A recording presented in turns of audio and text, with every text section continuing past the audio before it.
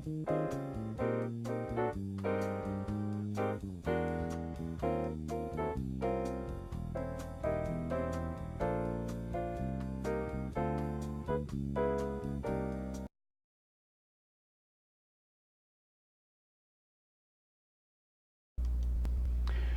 morning, welcome back to Bible and Blues, and it may not be morning where you're at. I'm not too sure. If you're over on the East Coast, it's probably about 1 o'clock in the afternoon.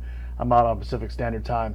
But hey, welcome back to Bible and Blues, and if you're the first time watching, thank you so much for joining me for the first time. We do a lot of Bible reading here. I give you my ideas about what's going on. We're live streaming today, and we have some interesting things, just some ideas here. You notice my thumbnail has something to do with, if you remember the movie They Live, right? If you remember that movie, it was with Roddy Piper was the main actor in that. It was a fun movie about aliens controlling us and all that stuff. And it was a fun movie, where he put these sunglasses on, and the sunglasses enabled him to see things, and what he saw was things like, all the signs said things like consume, obey, reproduce, work 8 hours, play 8 hours, sleep 8 hours, things like that. Magazines all had consume and obey in it, just kind of conforming it into our heads. And that has something to do with our reading a little bit, not a lot, but it was just a good opportunity. My hair is kind of weird. I actually got to sleep in. I had today off. I'm a little scatterbrained today, but I've had plenty of caffeine now. So it's almost 10 o'clock, so you're going to hear my clock chiming here shortly. Let me know if there's anything wrong with the sound. I'm using a lapel mic. I've had problems with it in the past. I think it's okay. I think I've kind of worked most of the bugs out. But anyway, back to what I was talking about. I'm a little scatterbrained. Usually I'm at work right now, and been at it for an hour and a half or so by now. And today I'm taking a long weekend, a 4-day weekend, because we're going to be taking a trip down to Portland tomorrow, and so I like to have a preparation day for that, because there's always stuff you have to do. And with the disabled wife, I have more stuff to gather up and make sure it's cleaned up, and I need to deal with the van a little bit, because the van has some issues with the exhaust system, and I want to get that taken care of. So things like that. But anyway, back to the story about They Live. I'm gonna flip back over to my thumbnail for just a moment. You're not gonna be able to hear me talk during that, but just so you can take a look at it, I did inverse it. I did flip it for copyright reasons, to avoid a copyright issue. Don't want those problems. But anyway, so I did flip it because of that. So hang on a second, take a look at this.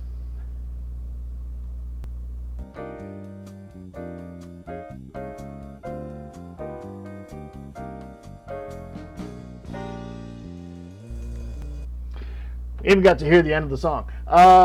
So that's actually a song that I do. It's one of my backing tracks that I use just to jam on guitar with, just to mess around and practice scales and improvisation. So you saw that, conform, obey, and all that. And if you look close, there's probably a couple. Oh, there's my clock. A couple of alien faces in there too, because they were cloaked and everything. But I'm not a big conspiracy guy. I know some people who are like that, and I love them, who feel that the aliens are controlling us and everything, and whether they're right or wrong, I'm never gonna know. So I don't really get involved in that. But what I do get involved in is the concept of what we put into our heads, and what we watch on television, what we look at it on the internet. What we the radio we listen to, or the whatever it is you stream, has an effect on us. And it's just like, we protect our kids, and we protect our kids from what they watch, and then for some reason as adults we think we can put anything into our heads we want. I'm a big fan of horror. I am. I love campy horror in particular, by the way. And so Evil Dead to me is a great movie, but that doesn't mean it's good for me necessarily. Maybe for you it's something else. Maybe for you it's an entirely different genre of television, or or YouTube videos. I mean, not to be honest, Bible readings don't get a lot of actual views. I mean, if you just look at my view counts, I mean, come on, I've been doing this for a while. So but so. So it's just the concept of what you consume and what you put in and who you listen to and what you talk about. I've been the person who paid so much attention to politics, and it was I actually, you can lose friends over that. So paying more attention to what you're putting into your brain is kind of my thought on that. And it'll make more sense here. Let's do the reading. I've kind of rambled on for over 5 minutes now. So Psalm 101 is a Psalm of David, which we're back to doing Psalm of David. I'm not sure how far we'll do this, how many of them are of David, but at least the next couple are. So, Psalm of David. I will sing of your love and justice. To you, O Lord, I will sing praise. I will be careful to lead a blameless life. When will you come to me? I will walk in the house with blameless heart. I will set before my eyes no vile thing. The deeds of faithless men I hate. They will not cling to me. Men of perverse heart shall be far from me. I will have nothing to do with evil. Whoever slanders his neighbor in secret, him I will put to silence. Whoever has haughty eyes and a proud heart, him I will not endure. My eyes will be on the faithful in the land, that they may dwell with me. He whose walk is blameless will minister to me. No one who practices deceit will dwell in my house. No one who speaks falsely will stand in my presence. Every morning I will put to silence all the wicked in the land. I will cut off every evildoer from the city of the Lord. Here's the reading of the Lord. Thanks be to God. So you can kind of see how where this came, where the whole they live and consume and obey and what you put into your head. In the time of David, they didn't have television, they didn't have the internet and radio and all this. So a lot of it was, a lot of your news was spoken word, or if you were very wealthy, such as the king, you might receive it in a print form of some kind. But you would have, it took somebody writing it down and handing it to you. And so for him, it was, people who he talked to, the deeds of faithless men I will hate, they will not cling to me. Men of perverse heart shall be far from me. So he was filtering who he was with because of that. And we remember in the Psalms of David, earlier, there were so many things where he was so concerned over the people that were around him, the people who were talking about him, the people who were, and that was what he had back then. And now we have the internet, and now anybody can say, and I've seen these kind of comments, go kill yourself. It shows up on a comment as a comment on a completely benign thing, and it's like, really? You see these things as comments on YouTube, on YouTube channels and things like that. I had one guy, and I'm not gonna call him out because he knows who he is.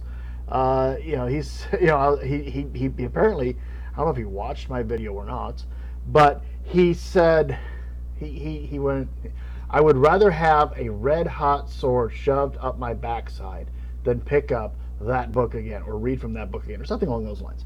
And it's like, really? That's your comment? Thanks for the constructive criticism kind of concept there. And my response was, do you need a torch? Just kind of a joking thing. Okay, well, you want it, so okay, I can't stop you. You need a torch to help you out with that.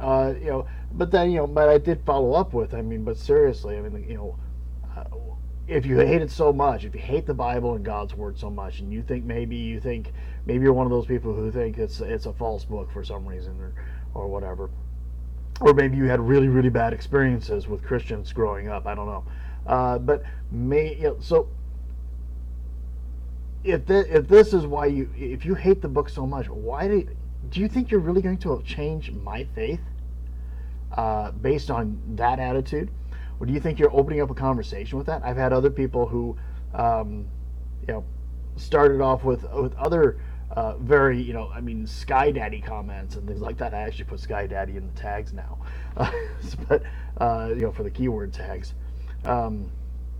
And my responses in general, I mean, and then I responded in kind to his in tit for tat, in strength and aggressiveness, and he didn't appreciate it. And I was like, what do you think? I mean, I mean, you opened it up like this. He started talking about how well, is your sky daddy going to take you to heaven if you're talking like that? And I was like, you started it like this. You opened it up like this. What do you think I'm supposed to do?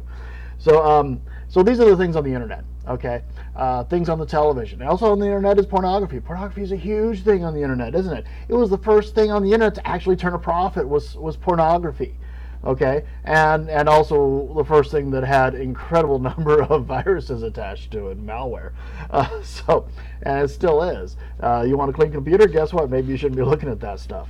Those are some of the things we put into our heads. And again, we're so careful about what we have our children put into their heads. The television that they watch. Oh, geez, they can only watch Mickey Mouse Clubhouse or whatever, or one of those things. I actually kind of liked that show back as I was a kid. Phineas and Ferb could be pushing the limit. Don't take them to see something like Guardians of the Galaxy, because there's all the. But then, as adults, we think our brains are so much stronger. Okay, we're not sponges anymore, but I mean, we still assault our brains with these things and with these problems, and it's like it's in particular, I will set before my eyes no vile thing. And so we're horrible about it. And like I said, I mean, I enjoy it. You check out my videos. I do Dead Space videos where, I mean, come on, how wonderful is that for me to put in my brain? I mean, I love it. It's a lot of fun, and I die really really fast. But the whole thing, and I love those kind of movies too, where we go into space and we find horrible things that kill everybody.